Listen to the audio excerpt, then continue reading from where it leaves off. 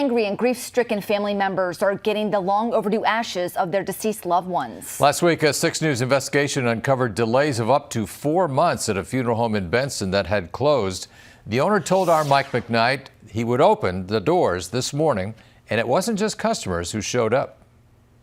Carrying closure in his hands for his mother, Dan Whited leaves Kramer Funeral Home with remains of her longtime partner. Hopefully she'll have less stress now.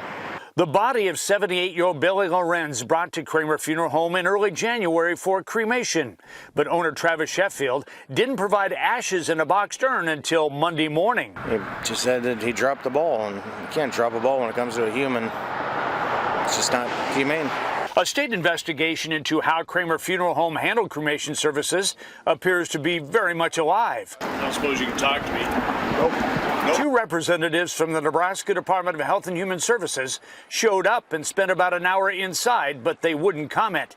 DHHS will only confirm employees went to the mortuary.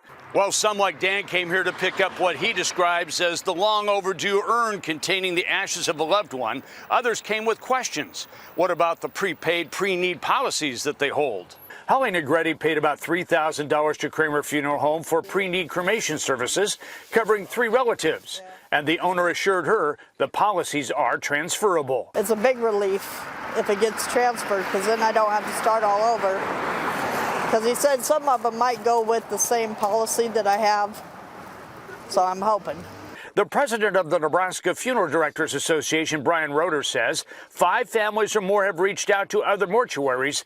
3 have talked to him. If I purchase pre-need with Kramer, is that protected? Will I be able to get that back? If you have with one funeral home and it's in that insurance trust, it can just move to whichever funeral home you choose to. Kramer Funeral Home owner Travis Sheffield declined comment, but one of his pre-need customers is satisfied. He apologized, and everything, he showed us where to go to another funeral home and stuff. Everything is fine. But Dan Whited says the frustration of waiting 3 months for Billy's ashes can't be covered over by a flag that Kramer Funeral Home provided for the veteran's interment at the Omaha National Cemetery. Finally get to take him to his final resting place. On your side at 63rd and Maple, Mike McKnight, 6 News. The owner of Kramer Funeral Home, Travis Sheffield, says that he will keep opening the doors until all families have ashes or pre-need policies. He wouldn't say how many are left, but told Mike the mortuary is closed to new business. Our check with the Nebraska DHHS website shows Kramer Funeral Home still has an active license.